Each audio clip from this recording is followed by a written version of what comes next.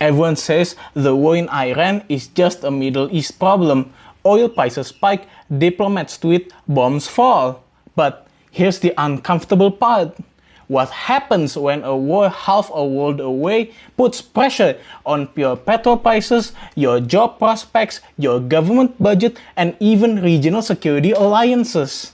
Today, we're not just explaining how this war started.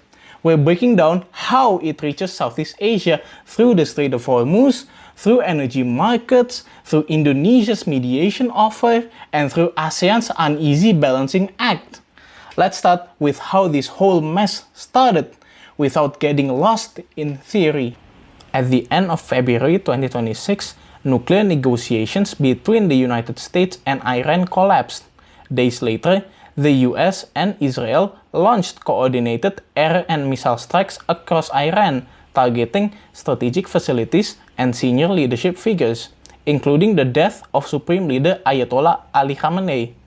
Iran retaliated with missile strikes across the region and declared the closure of the Strait of Hormuz, warning it would fire on vessels attempting to transit the waterway.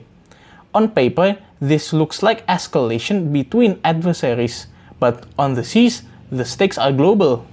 The Strait of Hormuz is not just another shipping lane. It carries about 20 to 30% of global oil and LNG supplies. When Iran threatens to fire on tankers and effectively block passage, global oil markets react instantly. Brent crude jumped roughly 9% after shipping disruptions and attacks on tankers. Insurance costs and shipping premiums have surged as tankers avoid the region. Asia, especially its major and emerging economies, relies heavily on Middle Eastern energy. Around 60% of oil consumed in Asia comes from Gulf producers, and much of that travels through Hormuz. For Singapore, which runs on imported gas and refined products, experts are already warning about higher petrol and electricity costs if the crisis drags on. Indonesia's trade minister has publicly warned that any disruption in oil flow or a closure of the Strait of Hormuz would hurt energy distribution, raise fuel costs, and increase the cost of logistics and manufacturing. More subtly, this higher energy cost ripples through inflation, transport costs, and household spending, which affects ordinary working people here just as much as in Europe or the US. The US-Israel offensive didn't come from a vacuum. Days before, nuclear talks between Washington and Tehran stalled without agreement, blamed by some analysts on mutual distrust, US domestic politics, and hardline policies on both sides. But beyond the nuclear issue, there is a performative and domestic political element to this conflict too. Leaders in Washington and Tel Aviv have amplified hardline rhetoric about Iranian threats, even as critics question the legal and strategic basis for a full-scale attack without clear international backing. From Iran's perspective, closing Hormuz and threatening tanker traffic is not just retaliation, it is a strategic lever. Iran knows that energy market shocks force global attention, including in Asia. So, what looked like a region-bound military conflict has already become an economic weapon. Malaysia, a Muslim-majority nation with historically friendly ties with Iran, condemned both the US and Israeli attacks on Iran and the Iranian retaliation. Indonesia's foreign ministry took a more measured but highly symbolic position, calling for restraint, diplomacy, and respect for sovereignty. President Prabowo even offered to travel for mediation talk, an unusual move for Jakarta. This matters because many ASEAN countries have Muslim-majority societies or significant Muslim populations, which creates a strong public sympathy for Iranian civilians and distrust towards Israeli actions.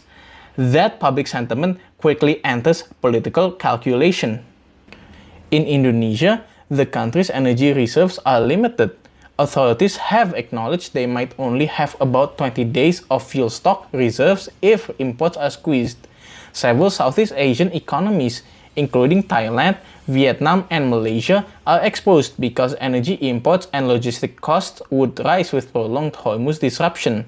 Singapore could see inflationary pressure on both petrol and electricity if LNG and crude supplies are constrained for weeks. In short, your government budget, your transport cost, your job prospects, even your inflation rate are now tied to a strait 8,000 kilometers away. There is another, deeper layer. Asian governments are thinking strategically, not just economically. Some US allies in East Asia are worried that a prolonged war in Iran would drain US military focus and resources, undermining defense elsewhere, notably against China. For Southeast Asia, this adds a complex calculus. Should ASEAN hedge its security partnerships with the US, or diversify ties with China, Russia, and other middle powers? This isn't just academic. It affects defense spending, alliance choices, and geopolitical space in the long run. Now, I want to hear from you. Do you think ASEAN should stay neutral no matter what? Or should countries like Indonesia and Malaysia take a stronger position? And more importantly, if oil prices spike further, should governments subsidize fuel or let markets adjust? Comment below, because this conversation is not just theoretical. It affects your cost of living, your economy, and your region's future. Let's discuss it seriously.